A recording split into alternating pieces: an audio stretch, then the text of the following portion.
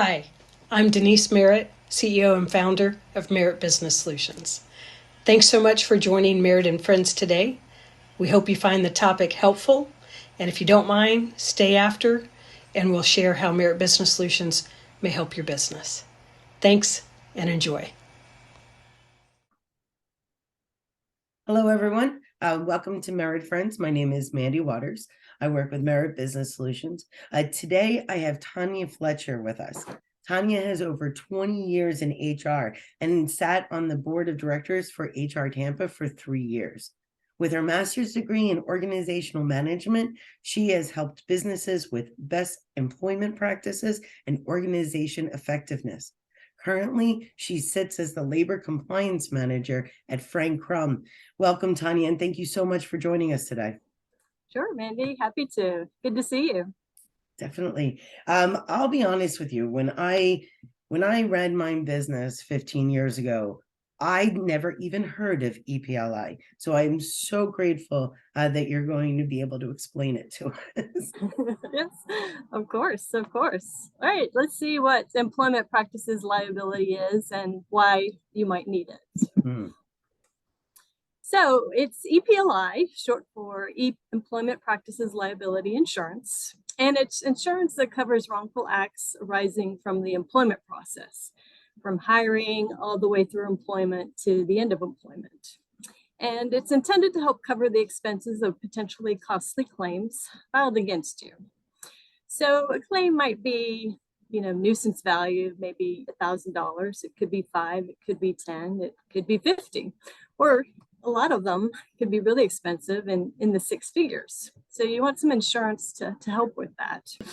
And the claims would be like a written demand for money. Pay me some money and I won't sue you. Or it could be a letter or an email from an attorney saying that your employee or your former employee has decided to sue you. Or it could be something from a federal, state, or local agency, like the EEOC, if you get an EEOC charge, or something from your local Human Rights Commission alleging discrimination against an employee. Those are some of the claims that might be filed or you might see. Oh, wow. Now, I've been told by several business owners, I'm just too small to have to need HR. You had a couple of different examples. How often is it the business that is under 10 employees that is experiencing this? It's quite often, and it doesn't, being big or small doesn't exclude you or, make you better at not having these things. You can do everything right and still get sued. So just because you're a small employer, you think, I only have a few people.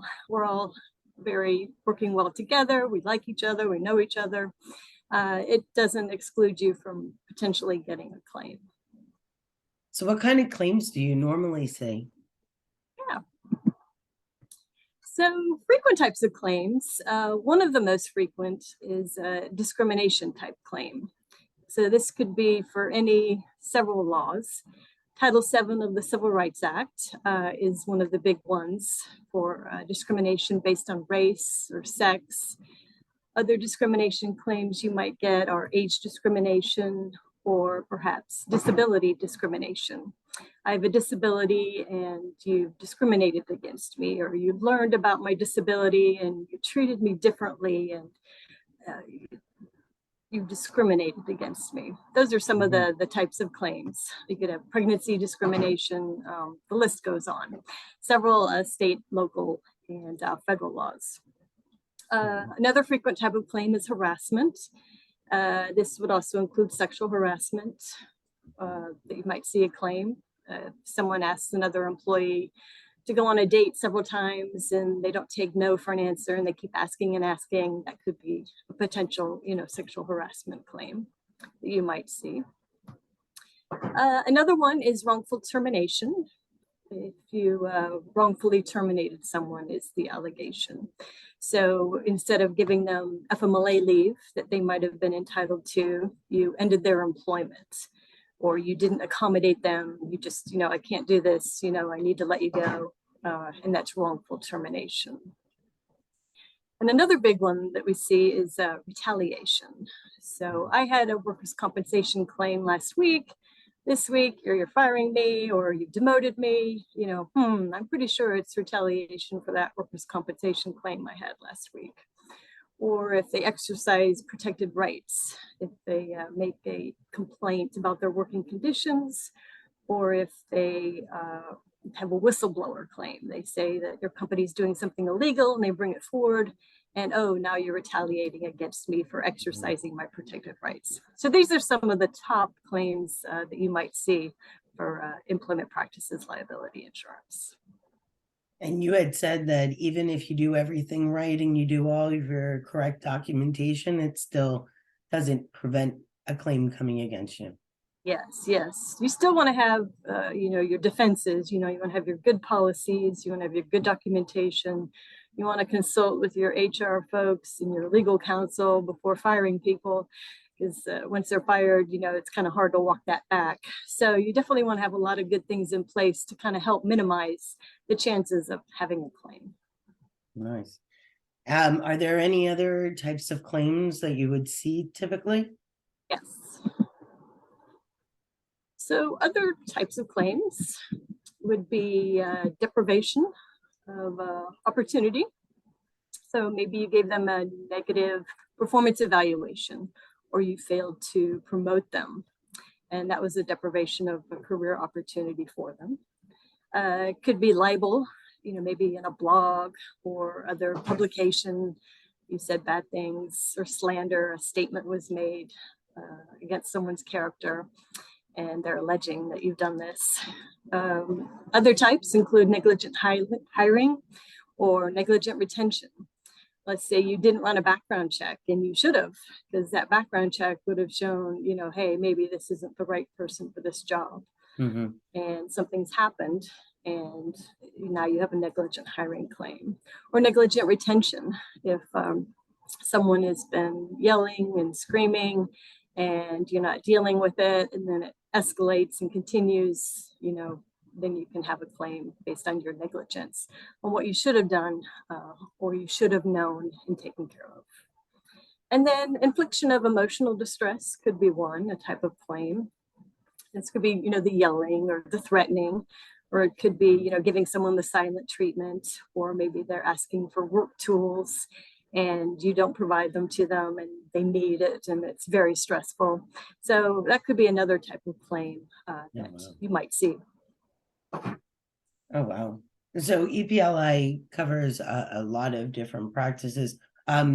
What types of claims don't they cover?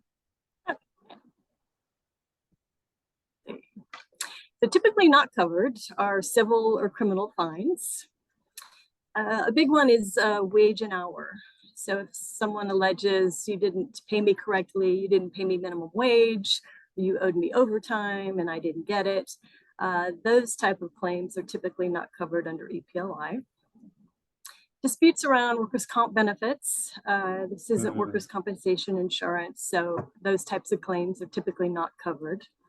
Where it might be covered is, I mentioned that example before, you fired someone or you retaliated against someone for having a workers' compensation claim, then it could move into the EPLI arena as a different type of employment practice claim. But just the fact of a workers' compensation claim would not be EPLI. And then the same with litigation regarding unemployment benefits, unemployment type claims, they're typically not covered either. Fair enough. And at that point, you just really need a good employment lawyer. You do, yes. So what are some of the highlights of employment practice liability insurance that people should look for? Sure. So with the policy, a few highlights. It will have coverage. What's covered and what is the limit? So maybe your coverage is up to 100,000, or maybe it's up to $1 million, and maybe it pays for defense costs and settlement or a judgment. What would be covered under your EPLI policy? And just like we have medical insurance or car insurance, where we have to pay before the insurance kicks in, a lot of EPLIs have retentions, and this is you have to pay a certain amount before the insurance would kick in. whether it's 10,000 or 50 or 100,000.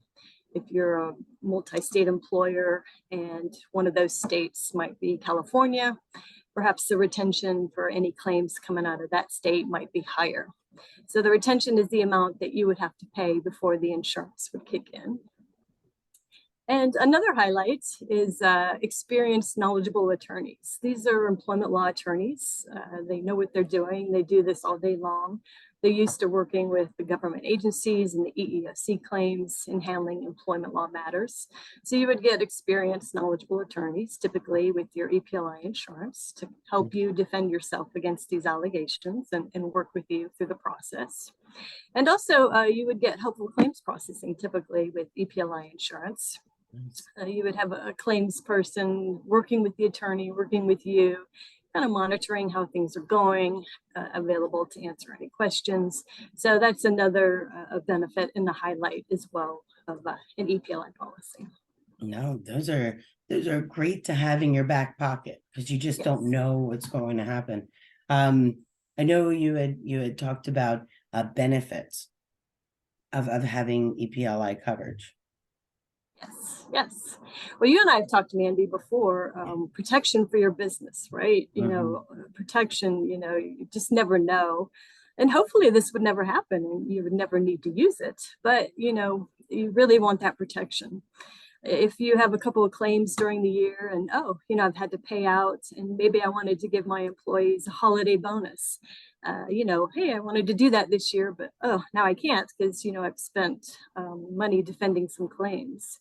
Or potentially worst case, very costly claims could impact, the ability of you to stay in business, having to pay out large sums. So definitely peace of mind and protection for your business. And expert representation, I talked about before, experienced attorneys who defend companies in these types of matters of employment law. Often you'll get reduced attorney rates. There's negotiated rates with EPLI insurance. And if you go to an attorney, it might be $500, but if you use an EPLI approved attorney that they work with the insurance carrier, maybe it's $300 some. So typically there's negotiated rates and they work with the insurance carrier, and that can save you a little bit of money there as well too. And then you do have the qualified claims examiners, that extra set of eyes on the process, what's happening, and guiding you and helping you as needed as you work with your attorney. Well, these benefits are definitely important to every business owner. What are some of the trends that you see coming up? Yes. Well, one of the trends that we thought we might have with COVID, right? We've just been through a pandemic. The litigation wasn't as bad as it could have been or as expected, with the vaccination mandates and layoffs and furloughs. There's a bit more in the healthcare industry, but overall, not the big impact with COVID litigation that was expected. Social justice movements have had an impact and been a trend with Me Too and those other things, and employees feel more empowered to raise their hand and bring forward issues or bring forward claims. One we might see in the near future is transgender discrimination. If someone felt they were fired because of their transgender status or their coworkers were picking on them, that could be a potential, increase in claims as well too. And then the economy also impacts this. If unemployment's 3.5 right now, and we'll see in a few days the latest month report what it might be, but right now there's more jobs than workers looking for jobs. Yes. So if your employee is fired and they go on to another job, they're working, that's great typically. But if they're unemployed and they get to thinking, I have no money, I can't pay my bills, and oh man, I was really done wrong. So economic factors and employment and unemployment factors can definitely play into the increase in EPLI claims. Wow. Yeah, no, I really do appreciate this. I know that just for that peace of mind, how important this is for business owners. And I can't thank you enough, Tanya, I am pretty sure that we could stay on and talk a lot longer, but we just don't have the time right now. I'd love to bring you on back on Merritt and Friends for another topic sometime. Be happy Um, to. thank you so much for joining us at Merritt and Friends. Have a Yes. great and wonderful rest of your day. Yes, and if anyone needs to contact me, here's my email address. But, thanks, Mandy. Have a good one. Take care. Awesome.